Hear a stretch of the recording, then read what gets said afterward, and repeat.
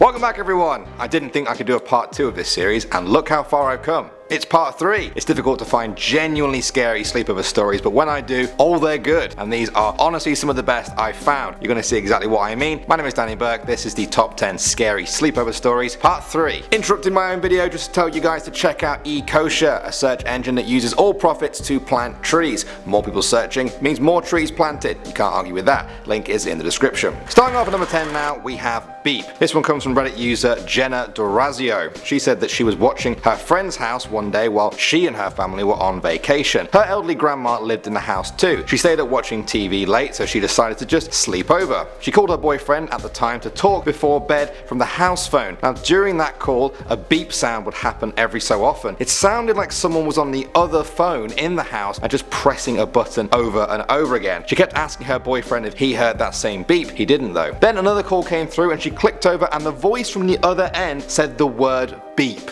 and then just hung up. She freaked out, called her dad, who lived up the road, to come and stay the night because she feared for her life. To this day, she said it was the creepiest thing ever. Moving on to number 9 now, we have the knife. This one comes from Reddit user apot27. Now she said when she was about 13, her parents went camping along with her aunt and uncle. She wasn't a big fan of camping though, and so was allowed to stay at home with her cousin. They had some friends over too, Whitney, Mary and Monique. They did a typical sleepover stuff, ate junk food, watched movies, gossiped about boys, that sort of thing. For some reason, they thought it would be a good idea to have a seance, like you do. They set it up in her cousin's bedroom at the front of the house and began. Her cousin and 2 of her friends began to scare the 3rd friend, Monique. They laughed it off though. A while later, they had forgotten about the scary game and continued joking around. She fell asleep that night and was awoken by the sound of the other 4 girls screaming. She jumped out of bed and the girls said Whitney was acting strange. They said she was making unearthly sounds and wielding a knife. They all scrambled to the front door, which was Martina's bedroom, and then rushed out of the door and into the light of sunrise. They ran down the street with Whitney chasing them, slashing the knife in the air. Eventually they ducked into a post office and lay flat on the floor. They could hear Whitney calling out to them as she stepped on the gravel road outside. Eventually she left them alone though,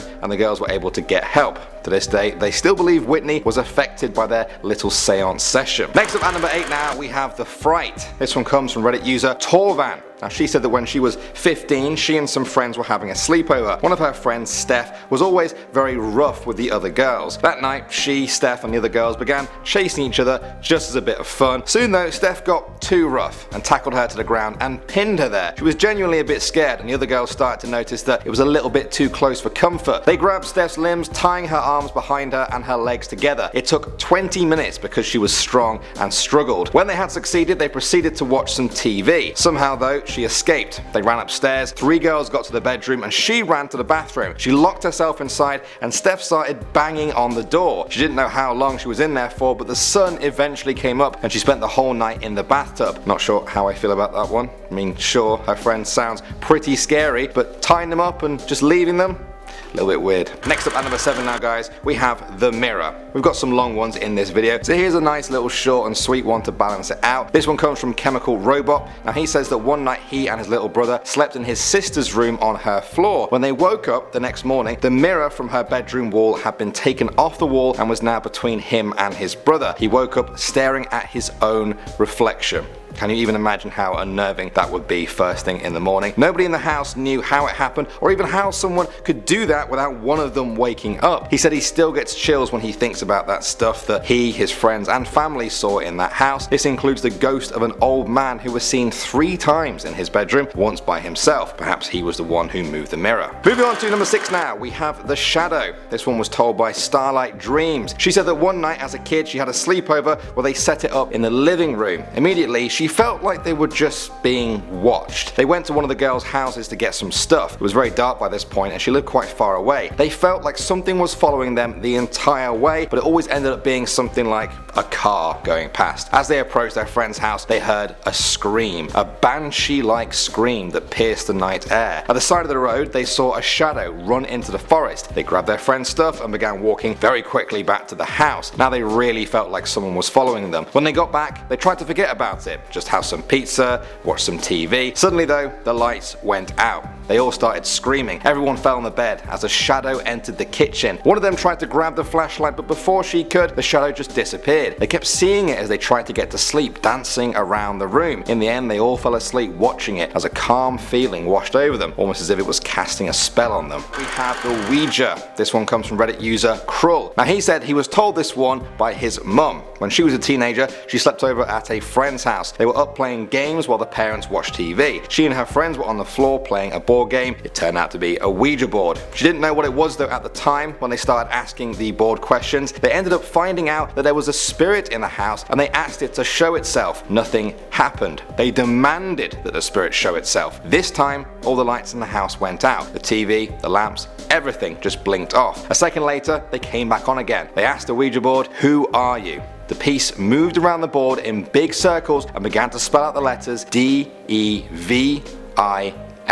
This can't be real, they thought. They asked the devil to show itself. After a few moments, the TV just goes out. In the reflection of the TV, sitting in the living room next to them was the shape of something dark sitting right next to them. The house went cold, so cold. They stopped the game immediately and never looked back. Next up on number 4 now, we have the sandwich. This one comes from Reddit user Necronym. She said that when she was around 11 or 12, she lived with her grandparents. They were always away for their anniversary, and so she was allowed to have a friend over for the weekend. They trusted him enough to not give him a babysitter. This was quite a lot of trust, seeing as they lived way out in the mountains. Their closest neighbor was about a mile away. That night, she and her friends were playing Guitar Hero at about midnight when they heard noises coming from the kitchen. They presumed it was just the cats messing around and ignored it at first. A few minutes later though, the noise happened again, and this time it was louder. It sounded like jars clanking and silverware bashing together. They both walked into the hallway and could see that there was someone in the kitchen. There was the shadow figure of a man standing in front of the fridge. They looked at each other, not quite sure what to do. The man was in between them and the phone. Then her friend just spoke up and calmly said, "Hey,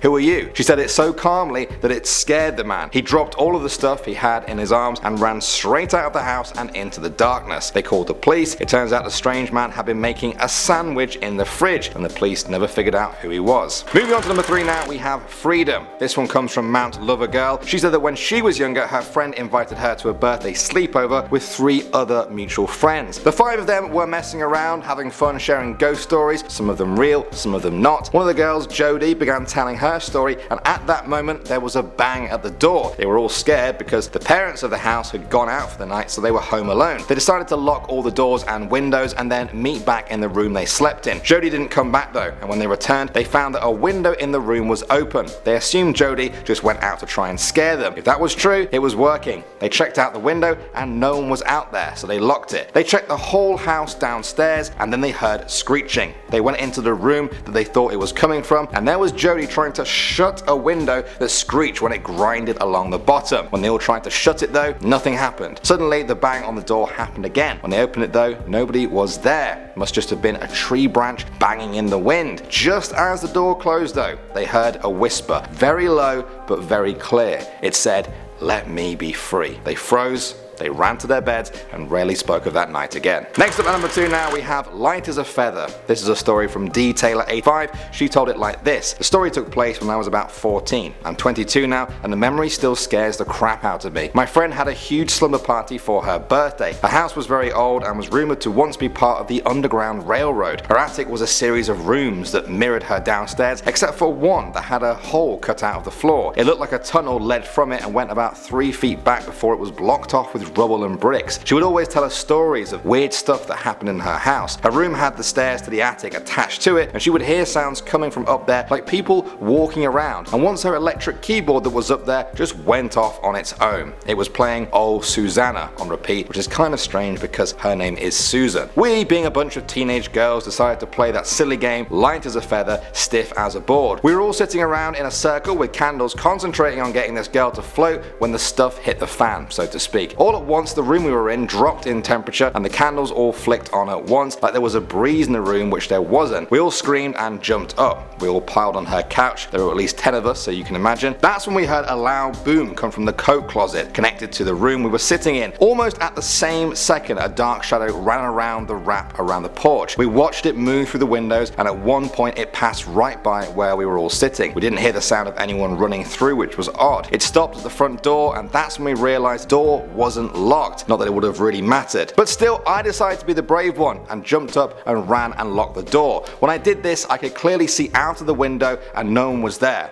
Human, at least. I flicked on the light on the back of the couch and slowly we got our nerves back. Eventually, we opened the door to the coat room and saw that her coat rack had been knocked over by something. None of us slept that night, and needless to say, I never spent the night at her house again. And finally, at number 1 now, we have the creeper. This one came from JS Child, who told it like this. One night my sisters had a slumber party. I was probably like 6 or 8 then. They were all up watching TV in our living room. Our living room is fully open and had a dining room at one end with only a couch separating the two areas. Besides the dining room was a big sliding glass door that led to our deck. Well, I've been harassing my sisters and their friends, bugging them. They were all 5 to 7 years older than me while they watched TV. When I went into the kitchen and got a drink, the lights were all out in the rooms, just the TV on, but the outside deck had a light on. As I walked back from the kitchen into the dining room, I saw a large man standing on our back deck. Just standing there, not walking around. I didn't think he could see us. The curtain was drawn, but there must have been a gap in the curtains he could see in through. I just froze there for a second, terrified. Then I walked fast to my oldest sister and told her someone is watching us. At first she thinks I'm joking, but I got her and one of her friends to look at the sliding glass doors. We all instantly freaked out and then bolted to the back bedroom where my dad is, and we woke him up. He went outside and saw the footprints in the snow, but we still don't know who the creeper was watching us on our back deck. Well guys, I'd love to say let's do more of those, but if I'm frankly honest here, I'm kind of done with this series. You'd be surprised how hard it is to find scary sleepover stories, especially 30 of them. Perhaps we'll do a part 4 made up of your scary sleepover stories. Leave yours in the comments section if that's what you'd like. Thanks for watching as always guys, my name is still Danny Burke and I'll see you all in the next video.